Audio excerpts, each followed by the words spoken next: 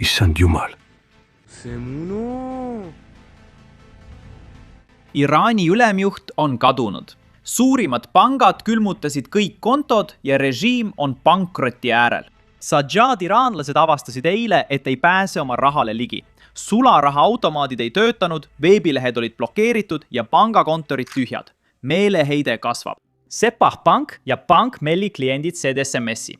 Kontod lukustati, selgitust ei antud. Režiim nimetab seda keskpanga tehniliseks uuenduseks, mille eesmärk on sidevõrgu stabiilsus. Mida iganes see ka ei tähendaks, kui mu pank saadaks sellise sõnumi, läheksin hulluks. See on peaaegu kindlasti režiimi viis külmutada suuri summasid, mis on kodanikelt ära võetud, et tagada enda ellujäämine. Räägime kohe, kuhu see raha läheb. Iraani valitsus röövib oma kodanikke paljaks, püüdes kramplikult võimul püsida.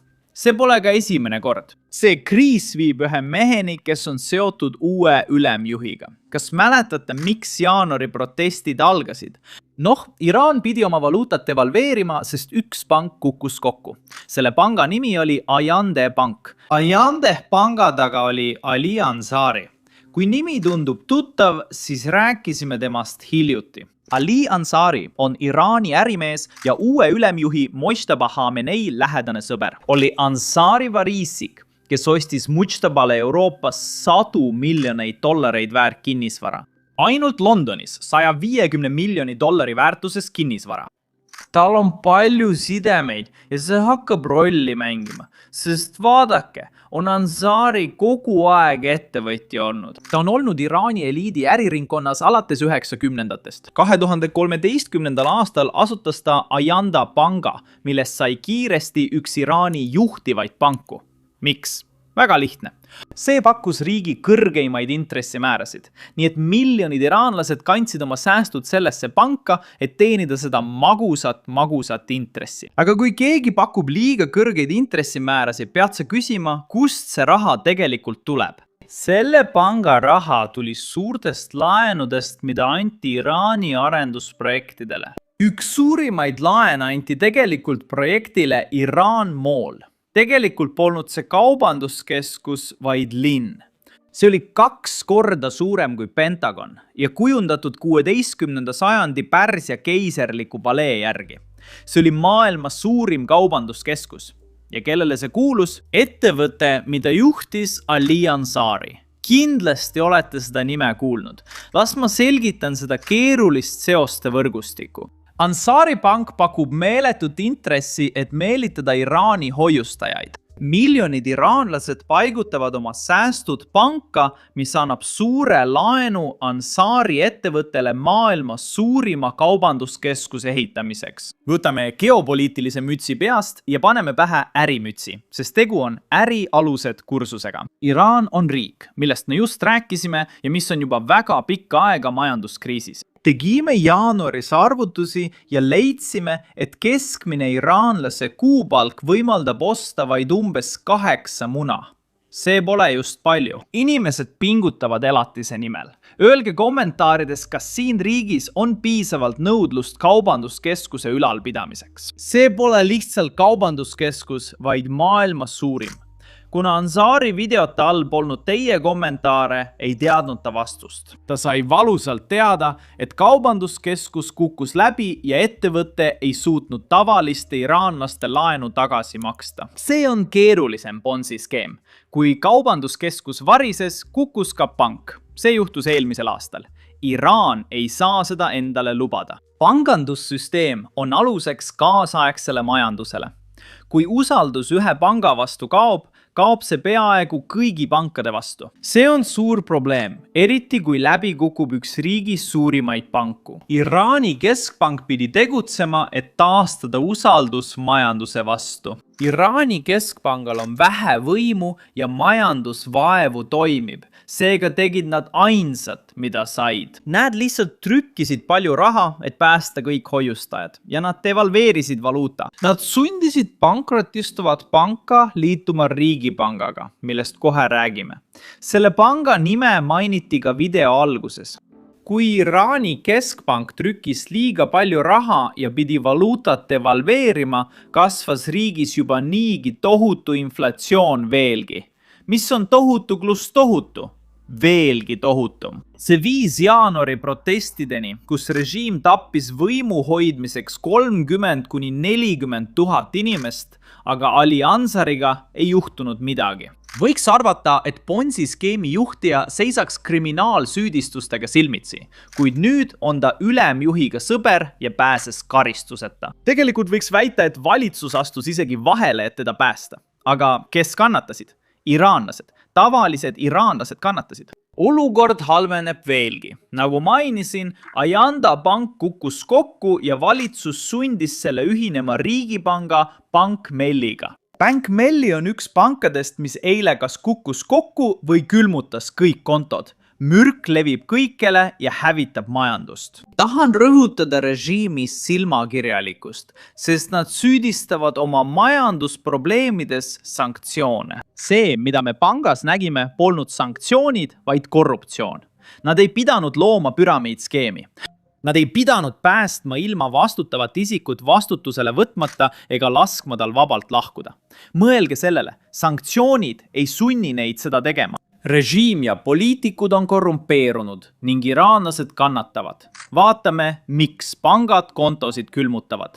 Üks teooria on, et režiim ei suuda julgeolekujõududele palka maksta ning sõja ajal ei saa nad kaotada inimesi, kellele kõige rohkem toetuvad.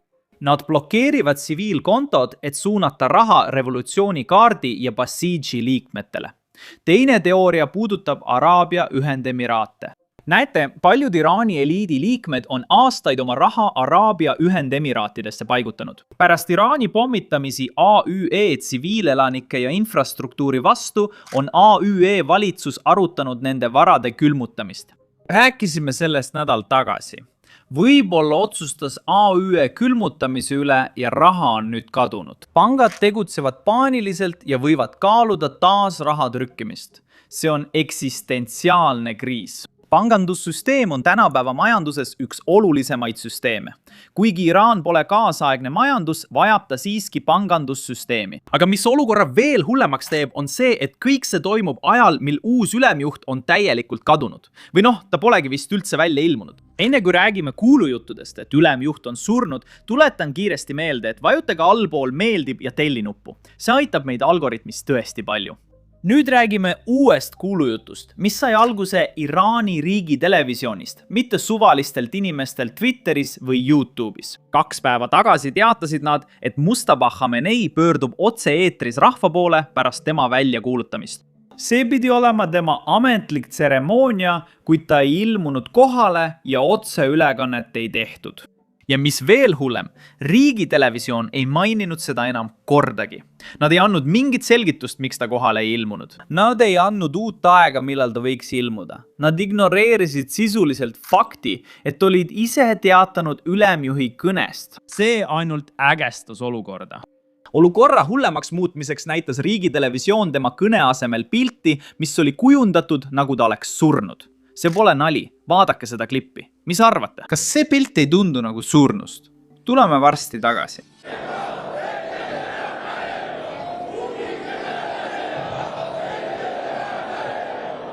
See näeb välja nagu matusel olev portree, mitte elava juhi oma. Lisaks Kriegele on see klipp innustanud tehisintellekti võltsinguid, mida paljud peavad tõeliseks, kuigi need pole päris. Soovin, et see klipp oleks päris, aga ei ole, kuid see on väga naljakas. Vaadake selle.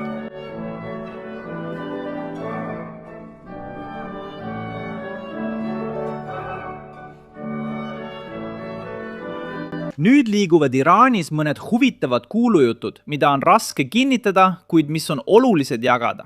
Näiteks see. Mojtaba on sina haiglas.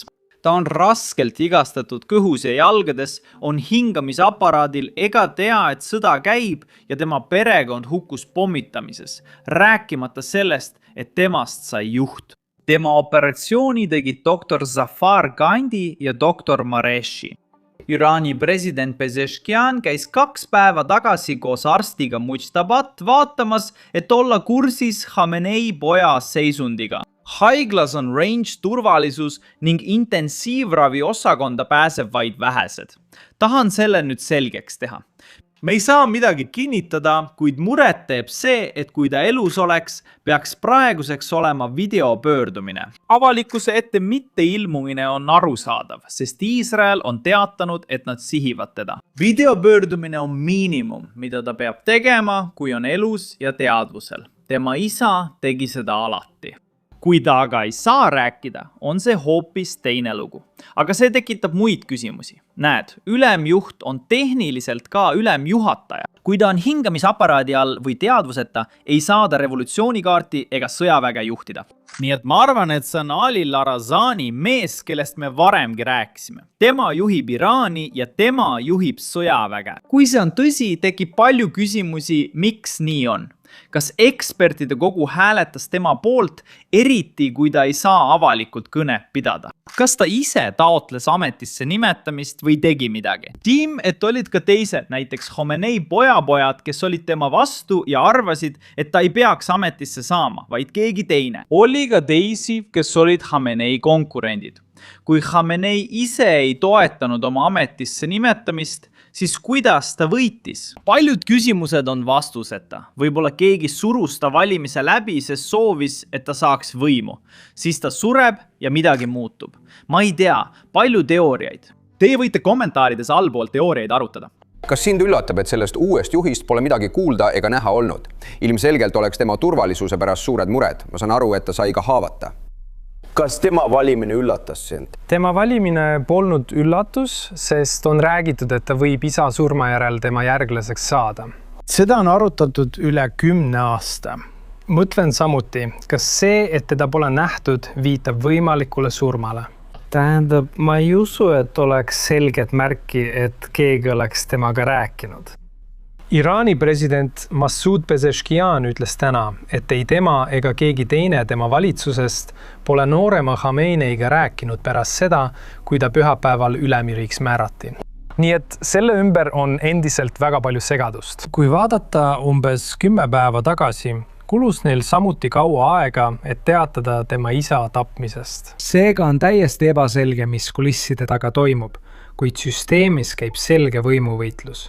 Ja ma arvan, et nad tundsid, et peavad tegema mingisuguse avalduse, et luua mingigi stabiilsuse mulje.